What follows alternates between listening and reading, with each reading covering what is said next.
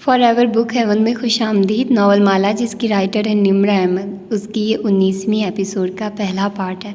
Hopefully कि अब तक जितना भी आप लोगों ने नावल सुना होगा आप लोगों को पसंद आया होगा और आप लोग एंजॉय कर रहे होंगे। तो आइए जल्दी से स्टार्ट करते हैं इस एपिसोड को बगैर किसी देर के। लोग होते हैं गैर मंतकी, नामाकूल और खुदगर्ज, फिर भी उनसे मोहब्बत करते रहो। तुम्हारी अच्छाई पे वो तुम्हें शक से देखेंगे, फिर भी अच्छा करते रहो। अगर कामयाब हो गए तो नकली दोस्त और असली दुश्मन बनाओगे, फिर भी कामयाब होते रहो। तुम्हारी आज की नेकी कल भुला दी जाएगी, फिर भी नेकी करते रहो। सच्चाई और बेतकल्फ़ी तुम्हें गैर महफूज करेगी, फिर भी सच्चे और बेतकल्लुफ़ रहो। अजीम तरीन इंसान अपनी बड़ी सोच के बावजूद छोटे जहनों वाले इंसान से मात खाएंगे, फिर भी बड़ा सोचते रहो। जो बरसों में तामीर करोगे उसे लम्हों में खो भी सकते हो, फिर भी तामीर करते रहो।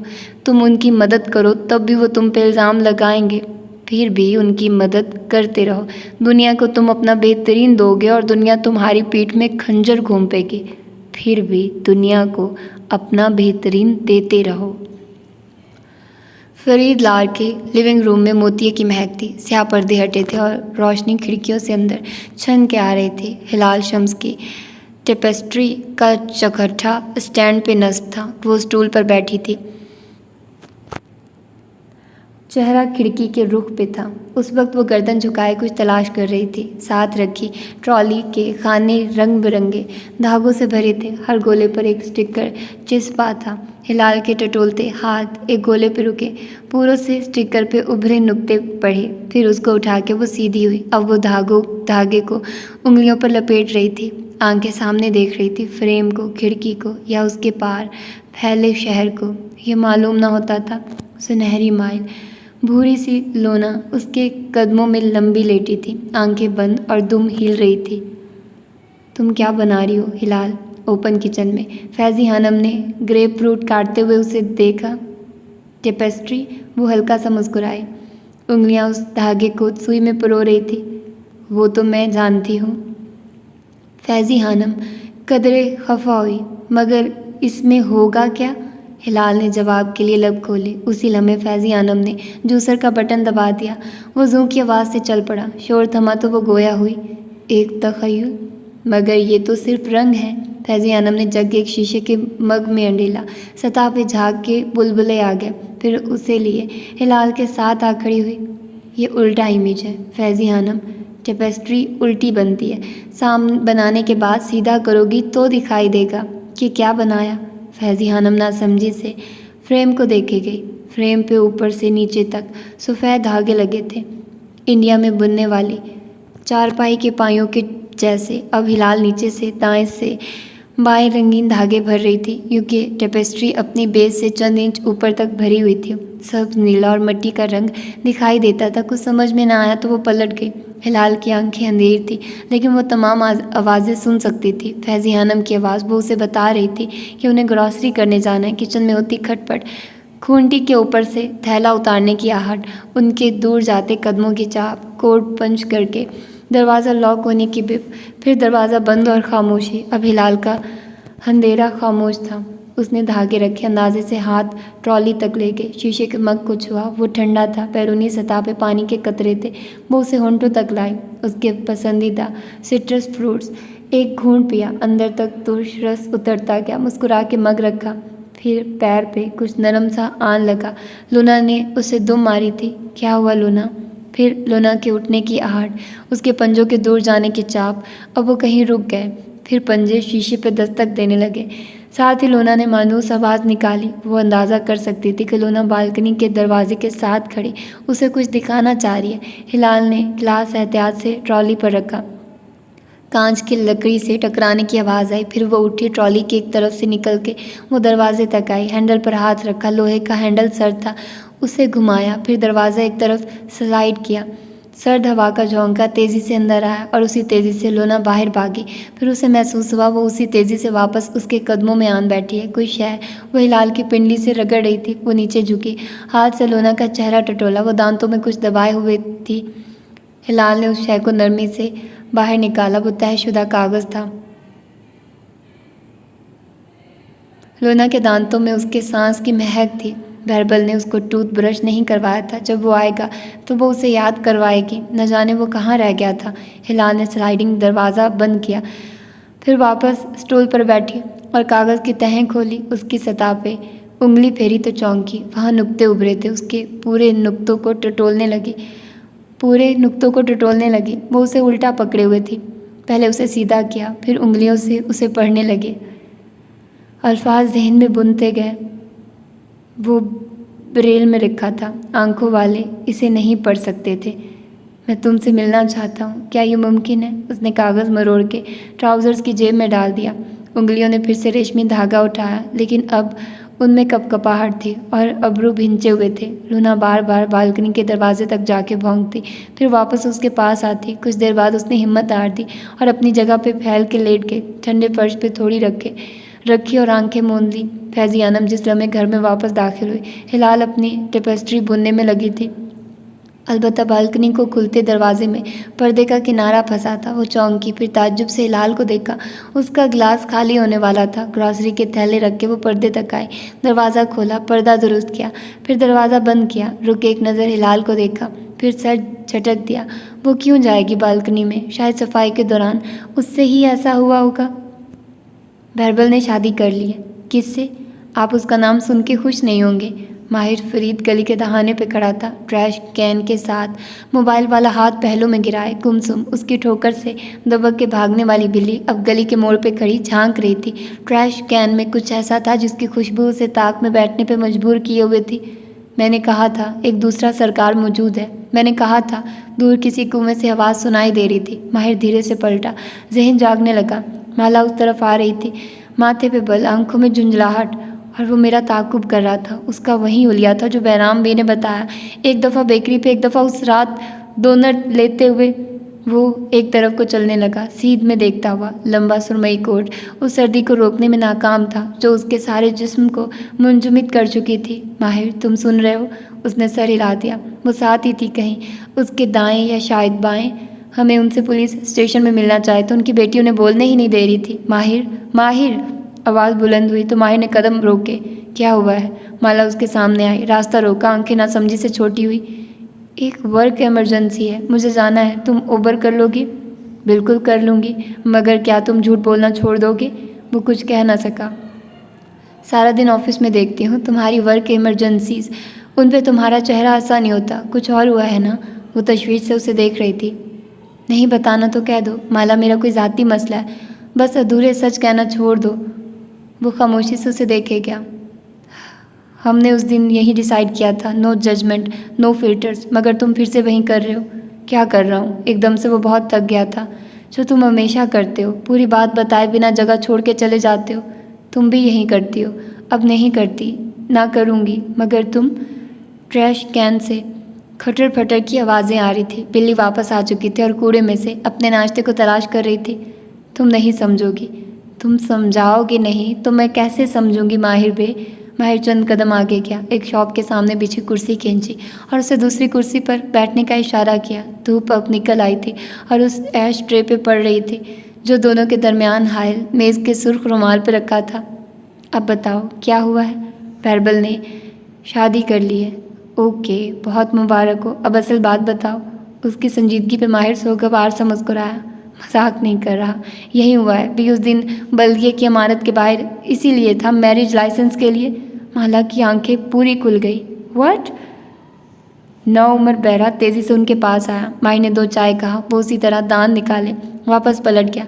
उसे शौक से निकलने का वक्त देने के लिए माहिर ने दाएं बाएं देखा। पुलिस एहलकार कहाँ था? शायद वो माला को आगाह करके जा चुका था। शायद वो बैराम बेग की दुकान पे उनका इंतज़ार कर रहा था। उसे परवाह न थी। बहरबल ने वाकई शादी कर ली है? उसने इस बात में सर हिलाया। और तुम्हें नहीं बताया? माहिर ने गर्दन दाएं बाएं हिलाई। एक उंगली वो सुर्ख रुमाल के सफ़ेद चेक प्रिंट पे फेर रहा था। खैर, यानी वो एक अडल्ट है। वो संभल के ज़रा एहतियात से कहने लगी। समझदार है, अपने फ़ैसले खुद कर सकता है। कुछ सोच के ही ये फ़ैसला किया होगा। माही ने पलके उठा के उसे देखा। वो गम को हैंडल नहीं कर सकता। माली की बीमारी का सुन के उसे लगा मैंने उसे एक अहम बात से महरूम रखा है, सो उसके पास बहाना आ गया मुझसे कुछ छुपाने का। माला ने गौर से उसके तासुरात देखे। तुम्हें दुख पहुंचा है, बात दुख से आगे की है। उस बेवकूफ़ को अंदाज़ा ही नहीं है कि वो कितनी बड़ी हमाकत कर चुका है। तुम्हें खदशा है कि मुझे यकीन है कि उस लड़की ने बैरबल से सिर्फ उसकी दौलत के लिए शादी की है। वो सिर्फ एक गोल्ड डिगर है। माहिर के तासुरात सख्त हो गए, टांग पर टांग जमा ली। अलबत्ता उंगलियां सुर्ख रुमाल के किनारे को मुसलसल मसल रही थी। माहिर, इट्स ओके, वो बोली तो आवाज़ नरम थी। It's okay? माना कि उसने गलत किया, उसे तुम्हें बताना चाहिए था। तुम्हारी फीलिंग्स जायज़ है, लेकिन वो छोटा है और तुम बड़े हो। बड़े को बड़ा बन के दिखाना होता है। माहिर फरीद फुर्सत से उसको देखे क्या, आंखें छोटी किए बिना तासुर चेहरे के साथ उसने अपने लिए एक फ़ैसला लिया जो शायद दुरुस्त हो, शायद ना हो, लेकिन तुम्हारा सख्त रद्द-ए-अमल उसे तुमसे मज़ीद दूर कर देगा। अच्छा? माहिर एक हाथ गाल तले जमाए उसी अंदाज में उसे देखता रहा। और ज़रूरी नहीं कि हर लड़की बैरबल की दौलत के पीछे ही हो। तुम मनफी मत सोचो। हो सकता है वो एक अच्छी लड़की हो और बैरबल कब से एक अच्छी लाइफ पार्टनर की तलाश में था। हो सकता है वो उससे वाकई मोहब्बत करती हो। हर एक को सच्ची मोहब्बत नहीं मिलती, शायद उन दोनों को मिल गई हो। माहिर के तासुरात से बेपरवाह वो कह रही थी। हो सकता है वो बैरबल के लिए अच्छी साबित हो, वो उसकी ज़िंदगी में डिसिप्लिन ले आए। एक अच्छा पार्टनर आपको आपका बेहतरीन वर्जन बनने में मदद देता है, आपको सपोर्ट करता है। बैरबल इतना बेवकूफ़ भी नहीं है, कुछ तो देखा होगा उसने। हो सकता है वो बैरबल की ज़िंदगी संवार दे। लोग शादी के बाद बदलते नहीं हैं माला, वो जो होते हैं मज़ीद वहीं बनते जाते हैं। लेकिन अगर वो अच्छी हुई तो बैरबल को एक एंकर मिल जाएगा, एक घर, वो सेटल डाउन हो जाएगा। ठीक कह रही हो। माला का हौसला बढ़ा। तुम्हें इस मौका पे उसको स्पेस देनी चाहिए, उसको खुद से मज़ीद दूर ना करो। मेरे भाई मोहित ने भी अपनी पसंद से शादी की थी और माही और मैं उसके इंतखाब से हम खुश नहीं थे, लेकिन मैंने फिर भी उसको सपोर्ट किया था। और अब तुम्हारा भाई तुमसे खुश है? माला एकदम चुप हो गई। वो अलग मामला है। बहरा चाय की प्यालियाँ और शक्कर की डलियाँ लिए आया, एक एक चीज़ मेज़ पोश पर रखी तो माहिर की उंगलियों ने कपड़े का किनारा छोड़ दिया। बैरबल और तुम्हारा मामला मुख्तलिफ है। तुम उसके बाप नहीं हो, बल्कि उसका तो बाप है ही नहीं। वो मालिक की वजह से पहले ही स्ट्रेस में है। ऐसे में तुम्हें एक मेहरबान भाई की तरह उसको सपोर्ट करना चाहिए। ठीक कह रही हो। वो एक नोट चाय की अनछुई प्यालियों के साथ रखता हुआ उठ खड़ा हुआ। माला ने उम्मीद से उसका चेहरा देखा। यानी तुम उसको सपोर्ट करोगे? हरगिज़ नहीं। माहिर, वो झुंझला गई। वो कोट का बटन बंद करते हुए कह रहा था, क्योंकि मैं एक मेहरबान भाई नहीं हूँ, मैं कासिम फरीद का बेटा हूँ। जब मैंने शम्स को अपने बाप की कमाई पे नकब लगाने नहीं दिया तो उस लड़की को कैसे इजाज़त दे दूँ? क्या मतलब? क्या करोगे तुम? वो बैग उठाया उसके पीछे लपकी, जो अब गली में आगे कदम बढ़ा रहा था। तुम हमेशा कहती हो ना कि माहिर फरीद एक मास्टर मैनिपुलेटर है। अब देखना मैं इस मामले को कैसे हैंडल करता हूँ। फिर चेहरा मोड़ के उसे देखा। देखो और सीखो, देखो और सीखो। वो दोनों गली में दूर जाते दिखाई दे रहे थे। वो खामोश था और वो सर दाएं बाएं हिलाती बहस कर रही थी। पीछे गुलाता का ऊंचा मीनार दोपहर की रोशनी में नहाया खड़ा था और चंद समुंदरी बगले उसकी बालकनी के गिर्द चक्कर काट रहे थे। ज़ारीना फरीद ने अपार्टमेंट का दरवाज़ा धार से खोला, फिर उसी जारहाना अंदाज में उसे वापस पटका।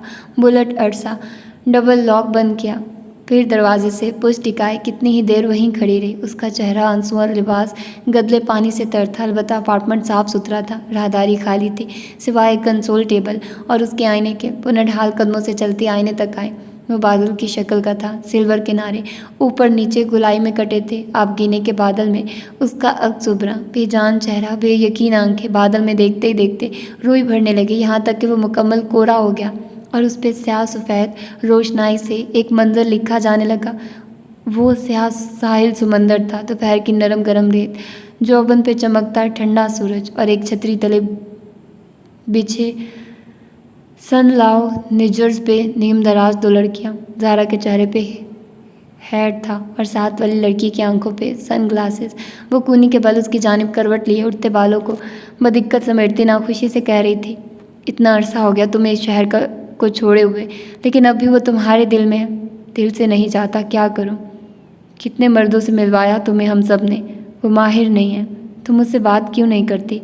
करनी चाही थी, लेकिन कहीं दफ़ा वो जानबूझ के गुफ्तगू को इस मकाम पे आने ही नहीं देता और मैं डेस्परेट नहीं लगना चाहती। फिर ये सब कैसे होगा ज़ारा? कोई जादू की छड़ी तो है नहीं जो घुमाओ और किसी के ऊपर लव मैजिक कर दो। ज़ारा ने हेड उठा के रेत पे रखी तो धूप सीधी आंखों में पड़ी, पलकें सिकुड़ गई। ऐसे जादू होते हैं। कम ऑन ज़ारा, माही ने बताया था। उसने शाने उचकाए और वापस हेड चेहरे पे रख लिया। वो ज़ियाद सुल्तान वाला केस, जिस आदमी ने उसकी बहन को अगवा किया था, उसने अपनी बीवी से शादी ही लव मैजिक की वजह से की थी। फिर इस जादूगर का पता करो जिसने वो जादू किया था, हम भी उसके क्लाइंट बन जाते हैं। वो मजाक में बात उड़ा के हंसी। ज़ारा भी मुस्कुरा दी। वो उसकी माँ थी जो मर गई थी। अब हमें कोई ऐसा जादूगर नहीं मिल सकता। अफसोस, किसी को तो अपना इल्म विरसे में दे कर गई होगी ना। मैं भी अपने शौहर पे कोई अमल, वो हंसते हुए कह रही थी और ज़ारा ने एकदम से हेड दोबारा हटाया। अब वो बिना झिझके सूरज की जानिब देख रही थी जो छतरी के छज्जे के किनारों से लपक लपक के उसकी आंखों में घुसा जा रहा था। ज़हन में एक ख्याल जन्म ले रहा था। बादल की शक्ल का आईना शफाफ हो गया। वो बेजान आंखों के साथ वहीं खड़ी थी, आहिस्ती से कार रिमोट और पर्स कंसोल टेबल पर रखे। बेडरूम दाएं हाथ था, खामोश, साफ सुथरा। बेड पे सफ़ेद बेड कवर बिछा था, बिना शिकन के। उजला उजला कोने में ड्रेसर मिरर रखा खड़ा था, उल्टे यू की शक्ल का, ज़मीन से लगा, दीवार से टेक लगाए। वो उसके सामने जा रुकी। वो आईना इतना तवील कामत था कि उसको सर से पैर तक दिखा रहा था। आलूदा आंसुओं से तर चेहरा, सफ़ेद शर्ट के गदले दाग और जूतों पे पड़े मटियाले छींटे। यकायक आईने की सतह धुंधली होने लगी। ज़ारा ने उस पर लिखा मंजर पढ़ने की कोशिश की। वो फरीद लार का अपार्टमेंट था। लंबे एल की सूरत, बिछे स्याह सोफे, ऊंचे स्याह पर्दे, नीचे कालीन पे बहुत से धागे फैलाए हिलाल बैठी थी। लंबे बाल कमर पे बिखरे थे और वो सर झुकाए एक मोटी सुई में धागा पिरो रही थी। मैं कर दूँ? वो जो काफ़ी देर से सोफे पे लंबी लेटी मैगज़ीन चेहरे के आगे फैलाए हुए थी, बल आखिर सीधी हो बैठी। मैगज़ीन एक तरफ रखा, पैर आलती पालती किए। उसके बाल हाथ से कहीं हल्के भूरे थे। टी शर्ट और ट्राउज़र्स पहने वो जैसे छुट्टियां गुजारने यहाँ आई थी। हो गया? सर झुकाए हिलाल ने धागा पिरो लिया था। कोई बात बताओ मुझे हिलाल, मैं तुम्हारे लिए आई हूँ। वो बगौर उसके झुके सर को देख रही थी। क्या बताऊँ? हिलाल अब धागे की गिरा लगा रही थी। ये तुम्हें उन्होंने उस कैद में सिखाया था? हिलाल के हाथ रुके, सर दाएं बाएं हिलाया। वहाँ ये नहीं सिखाते थे। ज़ारा चौंकी, आंखों में चमक सी उभरी, जल्दी से नीचे कलीन पे आई और उसके साथ आलती पालती करके बैठी। अब वो हिलाल के सामने थी, उसकी झुकी आंखें देख सकती थी। फिर क्या सिखाते थे वहाँ? हिलाल ने बस सर दाएं बाएं हिलाया, चेहरे पे तकलीफ़ के आसार नुमाया हुए, जैसे वो इस बारे में बात नहीं करना चाहती थी। जादू सिखाती थी वो बुढ़िया तुम्हें? मैं नहीं सीखती थी। फिर कौन सीखता था? आलियान। वो कौन था? हिलाल के लबों से सी निकली, सुई उसकी उंगली में चुभी थी, खून की बूंद निकली। पता नहीं ज़ारा, मुझे नहीं याद। चूँकि पेशानी पे बल पड़े। ज़ारा बदमज़ा होकर पीछे हुई। फिर ज़ोर से आवाज़ दी, Faizi Khanam, first aid box लाइए। हिलाल का ज़ख्म हुआ है, इधर लाओ, मैं इस पर बैंडेज लगाती हूँ। उसका हाथ नरमी से पकड़ा, मेज़ पर रखे बॉक्स से एक टिशू खींचा और बूंद पे रख के दबाया। खून रुक गया, नन्हा कतरा अंदर ही अंदर जमने लगा। आलियान तुम्हारे साथ कैद था? वो बगौर हिलाल का चेहरा देख रही थी। कैद खाने का जिक्र हिलाल से करना मना था, यह हिलाल की हदायत थी। लेकिन माहिर के आने से पहले वो जा चुकी होगी। मुझे नहीं याद ज़ारा। वो झुंझलाई। ज़ारा गौर से उसके चेहरे के उतार चढ़ाव देख रही थी। कदावर आईने की धुन छटी। वो गदले जूतों के साथ अपने अक्स के सामने खड़ी थी। मैंने कुछ नहीं किया, वो झूठ बोल रहा है। उसने फिर से उबलते आंसू रगड़े। मेरी वजह से ऐसा कुछ नहीं हुआ। अलमारी से कपड़े निकालते हुए वो दोहरा रही थी। अब वो बाथरूम मिरर के सामने खड़ी थी, गीले बाल, खुश्क आंखें, उजली सफ़ेद वेस्ट और हाई वेस्ट पैंट्स पहने। वो ड्रायर से बालों को सुखा के स्टाइल कर रही थी। निगाहें गोल आईने के गिर्द रोशन बेंटी लाइट्स पे जमी थी। इन लाइट्स में लिखा मंजर साफ पढ़ा जा रहा था। वो वर्क टेबल पे आगे कुछ झुके बैठी थी। कमर में दर्द उठ रहा था, लेकिन वो बेचैनी से उंगलियां कीबोर्ड पे चला रही थी। कहाँ गई वो ईमेल? चुंझला के बार बार सर्च बार में कुछ अल्फाज लिखती। माहिर ने उसको एक शख्स के बारे में मालूम करने के लिए कहा था, जिन दिनों को पाकिस्तान चला गया था। क्योंकि जब भी माहिर को किसी के बारे में मालूमात चाहिए होती, वो उसके पास आता था। बस उन्हीं चीज़ों के लिए उसे ज़ारा चाहिए होती थी। मगर उस ईमेल का जवाब कहाँ गया? उसने माहिर को आलियान की मालूमात ईमेल की थी, और व्हाट्सएप भी। इतनी पुरानी चैट उसके पास ना थी, लेकिन ईमेल होनी चाहिए थी। आहा, बल आखिर उसकी आंखें चमकी। मतूबा ईमेल सामने थी। ये कबीरा के बेटे आलियान के बारे में पुलिस रिपोर्ट। वो लबनान से दबाए पढ़े गई। ज़ारीना फरीद इंसानों को ख़रीदने में अच्छी थी क्योंकि वो किसी का नाम नहीं भूलती थी और ये नाम उसे याद था। उसने मोबाइल स्क्रीन रोशन की और एक नंबर मिलाया। मैं आपको एक शख्स का नाम और दीगर तफसीलात भेज रही हूँ, आपने उसको तलाश करना है। वैनिटी लाइट्स बटन दबाने से ठग से बंद हुई। अब उसका रोशन नक्श मध्यम हो चुका था। चेहरे की बारीक लकीरें छुप गई थी। ज़ारा तैयार थी, बाल बलदार स्टाइल किए, नो मेकअप लुक, मस्कारे के 4-5 कोट लगाए, आंखें बिल्कुल खुश्क थी। वो बाहर आई तो सुनसान लिविंग रूम उसका मुंतज़िर था। सामने टीवी स्क्रीन नस्ब थी, उसकी स्याह आईने जैसी सतह में सफ़ेद स्याह रोशनाई से लिखा मंजर उसे रुक के पढ़ना ही था। उसने बदिक्कत अपने तासुरात हमवार रखे और वो तहरीर पढ़ने लगी। वो एक नीम रोशन पार्किंग लॉट था, लंबे सुरमई कोट और ब्लॉक हील्स पहने लड़की मोबाइल पे सर झुकाए चलती जा रही थी। बलदार बाल कमर को छूते थे और उंगलियों में सुनहरी अंगूठी वाले अंगूठे से वो मोबाइल स्क्रीन पे बटन दबा रही थी। दफतन वो रुकी। स्क्रीन पे चमकते अल्फाज पढ़े, आपके कहने पे आज अपना आखिरी सोर्स भी आजमा लिया। आलियान सादान नामी बच्चे की वाकई डेथ हो गई थी। वो वजूद नहीं रखता, सिर्फ पैसे का ज़िया है। फिर भी अगर आप मिस्र हैं तो मैं एक दूसरा प्राइवेट सुराग रसा हायर करके कोशिश कर लेता हूँ। ज़ारा के अब्रू बेजारी से कट्टे हुए फ़ोन चेहरे के करीब लेकर भूल गई। रहने दो, कोई ज़रूरत नहीं है। ज़बानी पैगाम रिकॉर्ड करके भेजा। फ़ोन जेब में डाला और तेज़ कदम उठाती एक SUV के करीब आए। ड्राइविंग डोर के हैंडल पे सुनहरी अंगूठियां वाला हाथ रखा, फिर वहीं जम गए। एकदम चौंक के मुड़ी। पीछे कोई ना था, पार्किंग लॉट खाली था, आसमान अंधेर और दूर दूर तक खड़ी कार्स खामोश थी। उसने सर झटका, शायद वहम था, और वापस पलटी। अगले पले झटके से 2 कदम पीछे हटी। कार के बोनट के सामने कोई खड़ा था, लंबा स्याह लबादा पहने, सर पे ऊनी टोपी, जेबों में हाथ। ज़ारा ने आंखें छोटी करके देखना चाहा। वो अंधेरे में था, रोशनी का पुल चंद कदम आगे था और उसकी रोशनी का हाला जहाँ ज़ारा की आंखों को संध्या रहा था, वहीं नवार्ड का चेहरा बिल्कुल तारीख बनाए हुए था। कौन? उसकी चौकन्नी आवाज़ बुलंद हुई। हाथ सुस्त रवि से बैग की तरफ रेगा। उसका रेप अलार्म और पेपर स्प्रे दोनों बैग में थे। जिसको तुम तलाश कर रही हो माय डियर सारीना। वो ठहर गई, बिल्कुल साकित। कौन? आलियान। वो कदम कदम चलता आगे आया। उसके बूट्स की ठक ठक सुनाई दी, यहाँ तक कि वो रोशनी के हाले में आ रुका। अब उसका चेहरा वाज़िह था। ज़ारा का बैग को भींचा हाथ ढीला पड़ गया। सर से पैर तक नवार्ड का जायज़ा लिया। अब्रू नागवारी से इकट्ठे हुए। कौन आलियान?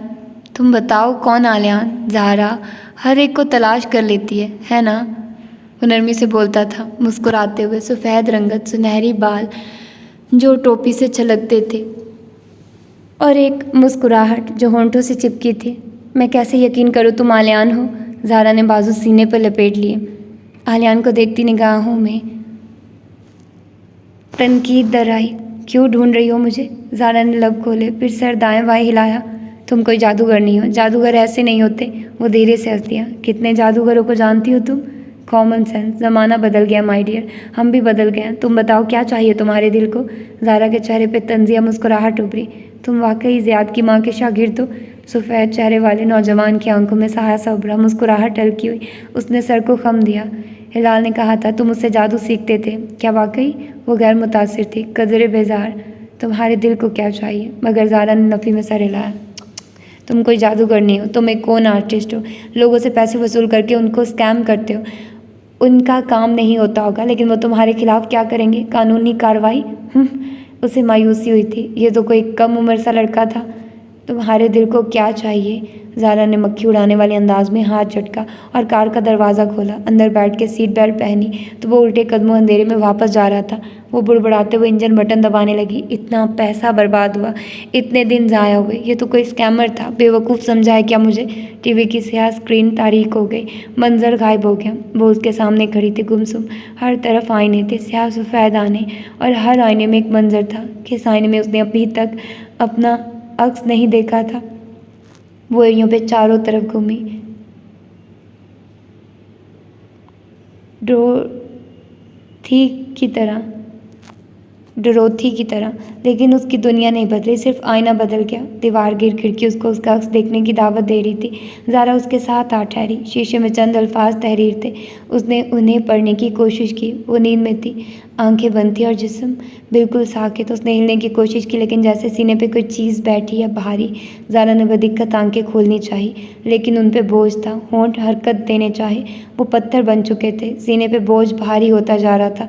कोई बला थी जो पंजे गाड़े बैठी थी। उसे ठंडा पसीना आने लगा। दिल की धड़कन तेज़ हो गई। पत्थर होंठ कँपाने लगे। उसे उठना था। सुबह थी या रात, वो नहीं जानती थी। अभी ऑफिस जाने का वक्त नहीं हुआ था, लेकिन उसे जागना था। उसे उस बोझ से आज़ादी चाहिए थी। सीने पे बैठे वजूद में हरकत हुई। वो बंद आंखों से भी महसूस कर सकती थी।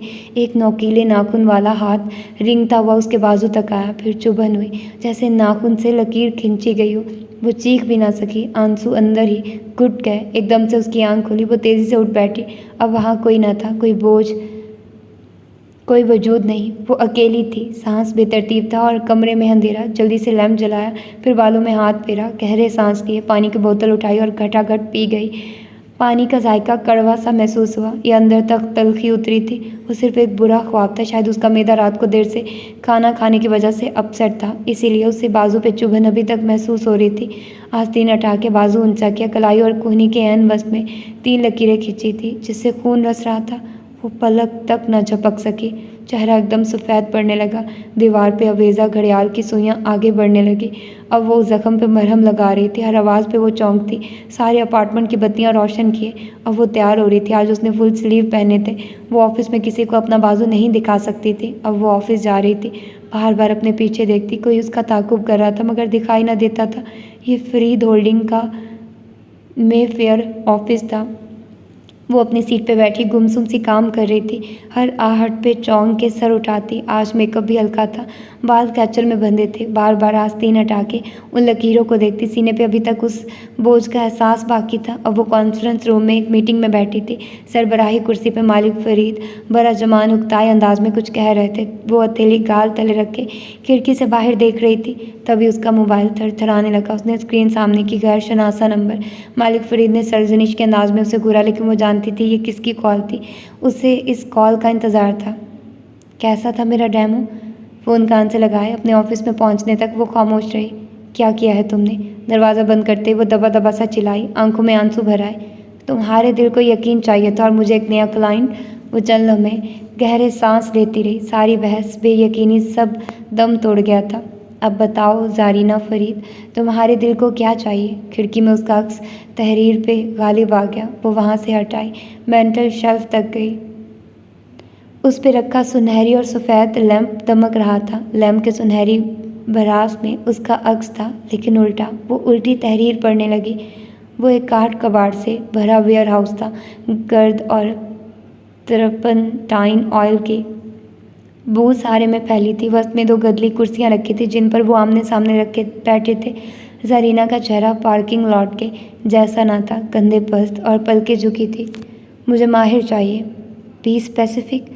वो टांग पे टांग जमाए बैठा था। मुस्कुराती आंखें उस पे जमी थी। बस मुझे वो चाहिए। स्पेसिफिकली कैसे बताऊं? किस सूरत में चाहिए? गुलाम बनाना है, महबूब या शौहर? वो ठहर गई। थूक निकला। मुझे उसकी मोहब्बत चाहिए, इतनी मोहब्बत कि वो मुझसे शादी कर ले। माहिर फरीद और मेरी माँ के तनाज़े के बारे में तुम वाकिफ़ होगी। उस पर जादू करने से जादू उल्टा हुआ था और मेरी माँ बीमार हुई थी। नगीना बेगम, मेरी एक ही माँ है, ज़ारा। उसकी आंखें संजीदा थी। ज़ारा ने सरस बात में लाया। इस नौजवान का फैमिली ट्री उसका मसला ना था। मैं उस पर सहरे इश्क नहीं करूँगा, लेकिन मैं टेक्निकली ग्राउंड्स पे तुम्हारी उससे शादी करवा सकता हूँ। यानी जादू के ज़रिए? हाँ, जादू के ज़रिए, लेकिन उसकी कीमत? मैं अपना बच्चा नहीं दूंगी। वो तेज़ी से बोली। चेहरा सुर्ख हुआ। मुझे माहिर के साथ एक फैमिली बनानी है। आलिया ने गर्दन पीछे फेंक के हंस दिया। मुझे किसी के बच्चे नहीं चाहिए। मैंने क्या करना है बच्चों का? तुम्हारी माँ क्या करती थी?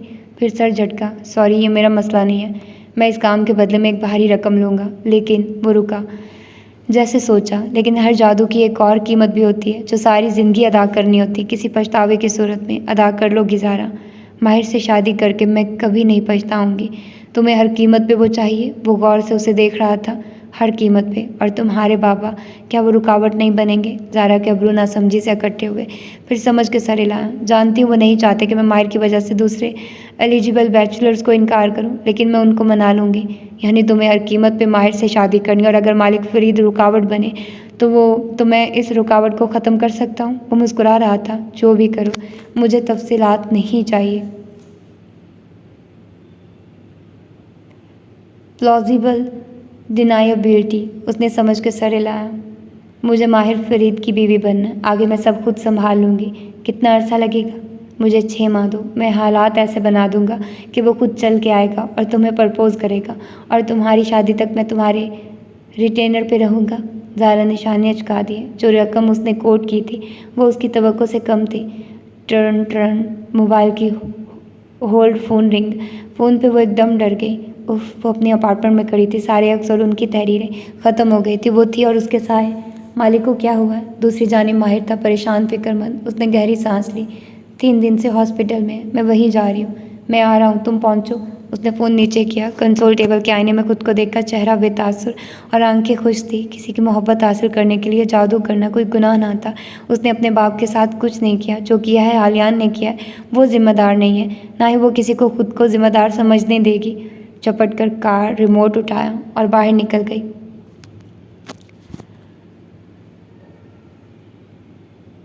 तो ये थी इसकी पहली एपिसोड, मतलब 19वीं एपिसोड का पहला पार्ट। होपफुली कि आप लोगों को पसंद आया होगा। और जाहिर सी बात है, वो अपने गुनाह को जस्टिफाई कर रही है और इस तरह की हरकतें कर रही है कि उसने नहीं किया, ये तो आलियान ने किया है।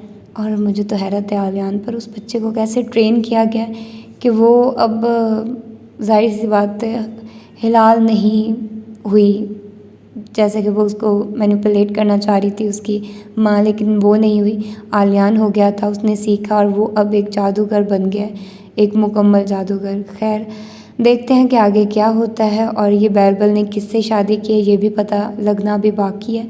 तो अपना ढेर सारा ख्याल रखिएगा। मिलते हैं इसके सेकंड पार्ट में। अल्लाह हाफिज़।